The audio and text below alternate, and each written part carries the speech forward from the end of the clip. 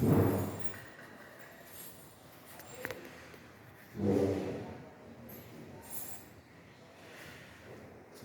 কাছে যা যা আছে এই ব্যাগের,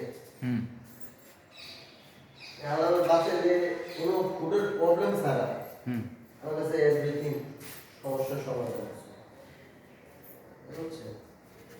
ওইভাবেই ব্যাগটা ভালো হয়েছে। দেখছেন না ভাত কিরকম? অবশ্যই 6 কেজি আছে। হ্যাঁ 6 কেজি। হ্যাঁ 5-6 কেজি